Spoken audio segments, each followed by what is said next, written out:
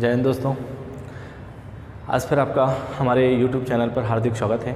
हमने पिछली वीडियो में देखा था कि हिंदी का इतिहास क्या होता है, हिंदी को कितने भागों में बांटा गया। हमने ऐतिहासिक क्रम भी देखा था, उसका भौगोलिक क्रम भी देखा था और राजनीतिक क्रम भी देखेगा। आज हम उसके ही आगे बात करने वाले हैं हिंदी व्याकरण की, कि हिंदी व्याकरण क्या है, व्याकरण का अर्थ क्या होता है। तो आइए दोस्तों अपन देखते हैं व्याकरण को।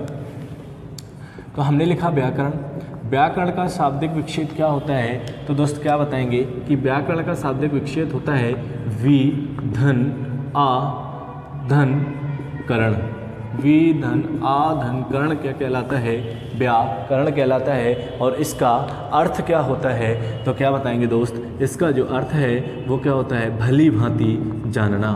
इसका अर्थ क्या होता है तो बताएंगे भली भांति जानना। इसका अर्थ क्या होता है मेरे दोस्त, भली भांति जानना। चलिए ठीक है, अब हम देखें कि भाई व्याकरण हमको तीन बातों की जानकारी देता है। तीन बात कौन कौन सी है तो बताएंगे। नंबर 1, भाषा का शुद्ध उच्चारण। क्या बताएंगे, भाषा का शुद्ध उच्चारण। और नंबर 2 क्या हो जाएगा, भाषा का शुद्ध लेखन। भाषा का शुद्ध लेखन। और नंबर 3 क्या हो जाएगा, भाषा का शुद्ध प्रयोग। भाषा का शुद्ध क्या हो जाएगा, प्रयोग। तो इसकी परिभाषा जब हम बनाएं कि व्याकरण की परिभाषा क्या होती है, तो दोस्त क्या बताएंगे कि व्याकरण वह ग्रंथ है जो हमें भाषा का शुद्ध उच्चारण, भाषा के शुद्ध लेखन और भाषा के शुद्ध प्रयोग का ज्ञान प्रदान करता है। वो क्या कहलाता है दोस्त, बताना। वो व्याकरण कहलाता है। क्या कहलाएगा वो दोस्त, व्याकरण कहलाता है। व्याकरण के कितने अंग होते हैं, तो व्याकरण के कितने अंग होते हैं दोस्त, क्या बताओगे। व्याकरण के अंग कितने हैं, तो व्याकरण के 3 अंग होते हैं। व्याकरण के कितने अंग होते हैं, 3 अंग होते हैं। कौन कौन से होते हैं तो बताएंगे हम। सबसे पहला क्या होता है, वर्ण विचार। सबसे पहला अंग क्या है, वर्ण विचार। नंबर 2 क्या है, शब्द विचार। और नंबर 3 क्या होता है, वाक्य विचार। ठीक है, हिंदी व्याकरण में या व्याकरण भाषा में कितने अंग होते हैं दोस्त, क्या बताएंगे। 3 अंग होते हैं। कौन कौन से होते हैं, तो सबसे पहले क्या देखा, वर्ण विचार, शब्द विचार और वाक्य विचार। यदि आपसे क्वेश्चन बने कि व्याकरण का सबसे बड़ा अंग कौन सा है, तो टिक किस में लगाएंगे, वाक्य में लगाएंगे। और यदि आपसे पूछे कि व्याकरण का सबसे छोटा अंग कौन सा है, तो किस में लगाएंगे, वर्ण विचार में लगाएंगे। क्लियर हुआ दोस्त, सबसे बड़ा अंग कौन सा, वाक्य। सबसे छोटा अंग कौन सा, वर्ण विचार होता है। चलिए दोस्त आगे बढ़े, तो चलिए इसको साफ कर दें हम। अब हम देखें सबसे पहले वर्ण विचार को। वर्ण विचार को समझ ले रहे हैं। चलिए वर्ण विचार को समझे। वर्ण विचार क्या होता है, तो वर्ण विचार के बारे में क्या बताएंगे हम कि जैसे हमने कोई ध्वनि मुख से निकाली, जैसे मैंने बोला आ, मैंने क्या बोला आ। जब मेरे मुख से कोई आवाज़ निकली है, कोई ध्वनि निकल के आ रही है, वो क्या है, उसका भाषा का मौखिक रूप कहलाएगा। ठीक है, जैसे मैंने कोई ध्वनि निकली मेरे मुख से, तो ध्वनि जो निकली है ये क्या कहलाएगा, इसका मौखिक रूप, या हम कह सकते हैं यह भाषा की मौखिक इकाई कहलाती है। यह भाषा की क्या कहलाएगी, मौखिक इकाई कहलाएगी। और मैंने यदि किसी वर्ड को लिख दिया तो वो क्या कहलाएगा, लिखित इकाई कहलाएगी। वो क्या कहलाएगी दोस्त, लिखित इकाई कहलाएगी। और वर्ण क्या होता है, तो वर्ण के बारे में क्या बताओगे कि जैसे मैंने कोई शब्द बोला मतलब मेरे मुख से जो ध्वनि निकल के आ रही है वो उसका क्या है, मौखिक रूप है या मौखिक इकाई है। और मैंने जब उसी ध्वनि को यहाँ लिख दिया आ, तो आ जो लिखा गया शब्द है ये क्या है, लिखित इकाई होगी, है ना। तो हम कहेंगे कि जब किसी शब्द को लिखा जाता है तो वह क्या बन जाता है मेरे दोस्त, बताएंगे वर्ण विचार बन जाता है। वो क्या बन जाता है, वर्ण विचार बन जाता है। ठीक है, यहाँ तक क्लियर हुआ। इसके बाद ठीक है मेरे दोस्त, यहाँ तक आपको समझ आया। हमने क्या देखा कि भाई यदि मुख से निकलने वाली जो आवाज़ है वो क्या है, आपकी ध्वनि। और ध्वनि क्या भाषा की कौन सी इकाई है, तो क्या ना, ध्वनि भाषा की मौखिक इकाई है। और यदि मैंने यहाँ पर नोट करके ये लिख दिया, उसी शब्द को लिखा, तो ये क्या होगी, इसकी भाषा की लिखित इकाई हो जाएगी। और लिखित इकाई ही क्या कहलाती है, तो क्या बताएंगे, वर्ण कहलाएगी। लिखित इकाई ही क्या कहलाती है दोस्त, तो लिखित इकाई को ही वर्ण कहते हैं। ठीक है, उसको क्या बोलेंगे, वर्ण कहते हैं। अब यदि हम देखें अर्थ के आधार पर सबसे छोटी इकाई कौन सी है, अर्थ के आधार पर सबसे छोटी इकाई क्या बताएंगे, शब्द। अर्थ के आधार पर सबसे छोटी इकाई, तो अर्थ के आधार पर सबसे छोटी इकाई क्या होती है दोस्त? तो कहना अर्थ के आधार पर सबसे छोटी इकाई क्या है? शब्द होती है। ठीक है, अर्थ के आधार पर सबसे छोटी इकाई क्या है? शब्द है। और यदि पूछे ध्वनि के आधार पर सबसे छोटी मौखिक भाषा की मौखिक इकाई कौन सी है, तो क्या बताएंगे? ध्वनि मौखिक इकाई होती है। और ऐसी आपसे पूछे भाषा की लिखित इकाई कौन सी है, तो क्या बताओगे? वर्ण भाषा की लिखित इकाई होती है। ये भी छोटी इकाई होती है भाषा की, और ये भी छोटी इकाई। आपसे पूछे अर्थ के आधार पर सबसे बड़ी इकाई कौन सी, अर्थ के आधार पर सबसे छोटी इकाई कौन सी है, तो क्या बताएंगे? शब्द भाषा की सबसे छोटी इकाई होती है। और यदि हम देखो यहाँ देखें, हम जो वाक्य है, वाक्य किससे मिलकर बना है? शब्द से मिलकर बना। और शब्द किससे मिलकर बना? वर्ण से मिलकर बना। और वर्ण किससे मिलकर बना? तो हम क्या बताएंगे कि जो वर्ण है वो ध्वनि से मिलकर बनता है। ठीक है, तो ध्वनि से मिलकर क्या बना? वर्ण बना। और वर्ण से मिलकर क्या बना? शब्द बना। और शब्द से मिलकर क्या बना? वाक्य बना। और व्याकरण का सबसे बड़ा अंग क्या है? वाक्य है। व्याकरण का सबसे छोटा अंग क्या है? वर्ण है। और अर्थ के आधार पर सबसे छोटी इकाई या सबसे छोटा अंग क्या है? तो शब्द है। क्या है? शब्द। अब अर्थ के आधार पर भी कितने अंग होते हैं, तो कहना अर्थ के आधार पर भी 2 अंग होते हैं। कौन कौन से होते हैं? एक होता है शब्द और एक होता है क्या? वाक्य। एक होता है शब्द और एक होता है क्या? वाक्य होता है। लेकिन अर्थ के आधार पर सबसे छोटी जो इकाई है वो क्या होती है? शब्द होती है। अर्थ के आधार पर सबसे छोटी इकाई कौन सी होती है? शब्द होती है। अब हम देखें भाव के आधार पर, भावार्थ के आधार पर सबसे छोटी इकाई कौन सी होती है? ठीक है, अब हम उसको देखें।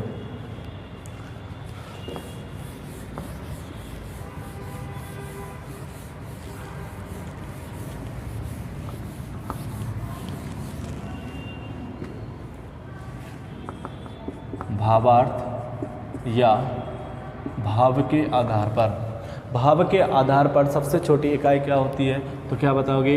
भाव के आधार पर भाषा का सिर्फ एक ही अंग होता है। भाव के आधार पर भाषा के कितने अंग होते हैं? एक ही अंग होता है, और वो क्या होता है? वाक्य होता है। वो क्या होता है दोस्त? तो बताना वाक्य होता है। क्वेश्चन बने भावार्थ या भाव के आधार पर भाषा की सबसे छोटी इकाई कौन सी है, तो बताना वाक्य होता है। और व्याकरण के आधार पर सबसे बड़ा अंग कौन सा है? वाक्य होता है। ठीक है, आपसे पूछिए भावार्थ के आधार पर सबसे छोटी इकाई या सबसे छोटा अंग कौन सा होता है? वाक्य होता है। और भावार्थ के आधार पर कितने अंग होते हैं, तो कितने अंग बताएंगे? एक अंग ही होता है, और जो क्या कहलाता है? वाक्य कहलाता है। क्लियर हुआ दोस्तों? अब हम देखें वर्ण। वर्ण कितने प्रकार के होते हैं, उनके ऊपर चलें अब हम। तो वर्ण के प्रकार, वर्ण के प्रकार, वर्ण कितने प्रकार के होते हैं दोस्त? क्या बताओगे? वर्ण 2 प्रकार के होते हैं। 2 प्रकार कौन कौन सा? तो नंबर 1 होता है स्वर, और नंबर 2 होता है क्या? व्यंजन। नंबर 1 क्या होता है? स्वर, और नंबर 2 होता है क्या? व्यंजन। आप बताएं मेरे दोस्त, स्वर क्या होता है? स्वर क्या होता है? या आपसे ये भी पूछ लेता है वर्ण के आधार पर कितने अंग, तो कितने अंग? 2, एक स्वर और एक व्यंजन। अब बताइए स्वर क्या होता है? हम कहेंगे कि स्वर जो है वो स्वतंत्र रहता है।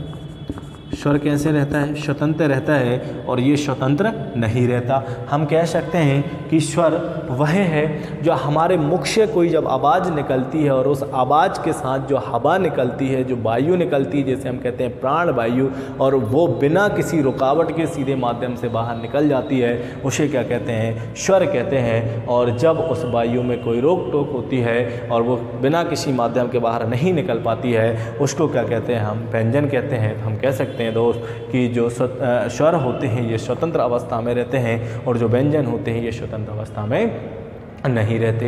यहाँ तक क्लियर हुआ? अब हम देखें स्वर जो हैं वो स्वर कितने प्रकार के होते हैं। संस्कृत देखो, हाँ एक चीज़, संस्कृत में स्वरों को अच कहते हैं, ये भी ध्यान रखना। संस्कृत में जो स्वर होते हैं उनको क्या बोलते हैं, तो बोलेंगे अच कहते हैं। संस्कृत में स्वरों को क्या बोलते हैं दोस्त? तो संस्कृत में स्वरों को अच कहा जाता है। क्या बोला जाता है? उनको अच कहा जाता है। और अभी जो नेक्स्ट वीडियो डली थी उसमें एक कमेंट आई हुई थी, हमारे ही विद्यार्थी हैं, उन्होंने बोला था कि सर सबसे पहली जो मूल भाषा है वो तमिल भाषा है। तो मैं आपको बता दूं भाई, जो मूल भाषा है वो संस्कृत भाषा है। मूल भाषा क्या है? संस्कृत भाषा को ही माना जाता है। लिखित रूप में यदि लिखने में हम बोल रहे हैं कि लिखने में कौन सी भाषा है, तो वो तमिल भाषा आती है। बाकी बोलने में जिसका उच्चारण किया जा रहा है वो कौन सी भाषा है? आपकी संस्कृत भाषा ही मूल भाषा है, जिसे जगत जननी कहा जाता है। जिस समय हमारे यहाँ आर्यों का, भारत देश में आर्यों का आगमन हुआ था, तो आर्य जिस भाषा को लेकर आए थे वो भाषा संस्कृत भाषा थी, और उसी भाषा में सर्वप्रथम वैदिक सभ्यता का आगमन हुआ, और उसी में वेद और उपनिषद भी किस भाषा में लिखे गए हैं? संस्कृत भाषा में लिखे गए हैं। क्लियर हुआ? चलिए अब हम आगे बढ़ें। ये हो गए हमारे स्वर। स्वर को संस्कृत में क्या बोलते हैं? अच कहते हैं। और स्वर कैसे रहते हैं? स्वतंत्र अवस्था में रहते हैं, ये भी ध्यान रखिएगा। अब हम आगे बढ़ें कि स्वर कितने प्रकार के होते हैं। तो देखिएगा, स्वरों को हर कहीं अलग अलग प्रकार बताया गया है। बाकी मूल रूप से जो मैंने आपको कल की वीडियो में बताया था कि भाषा एक मानक स्वरूप होती है। भाषा कैसी होती है? मानक स्वरूप होती है। मतलब भाषा का मानक स्वरूप है। जैसे हमने देखा था कि इसमें 11 व्यंजन होते हैं, तो 11 व्यंजन ही होते हैं। कहीं कहीं लिखा हुआ है कि भाई 13 व्यंजन होते हैं, 10 व्यंजन होते हैं, 11 व्यंजन होते हैं। तो दोस्त 13 जो स्वर 13 स्वर जो होते हैं वो स्वर किस में होते हैं? 13 स्वर आपके संस्कृत में होते हैं। 11 स्वर किस में होते हैं? हिंदी में होते हैं। और कई विद्यमान मैं आपको बता रहा हूँ किसको कहते हैं कि यहाँ पर 10 होते हैं, है ना। उससे वर्ण को लिखा नहीं जाता है। कई विद्वान बोलते हैं ऐसा, पर ऐसा नहीं है। हिंदी भाषा का मानक रूप है, हमें उसे मानना पड़ेगा। चलिए हम देखते हैं स्वर कौन कौन से होते हैं। इसको साफ कर दे रहे हैं अपन।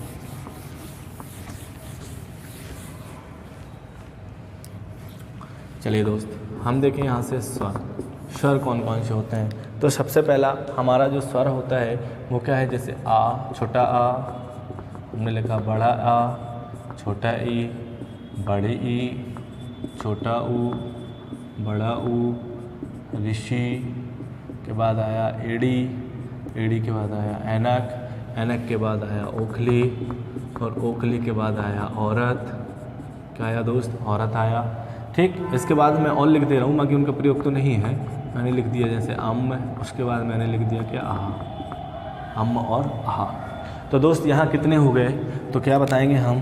1 2 3 4 5 6 7 8 9 10 11 12 13 स्वर होते हैं।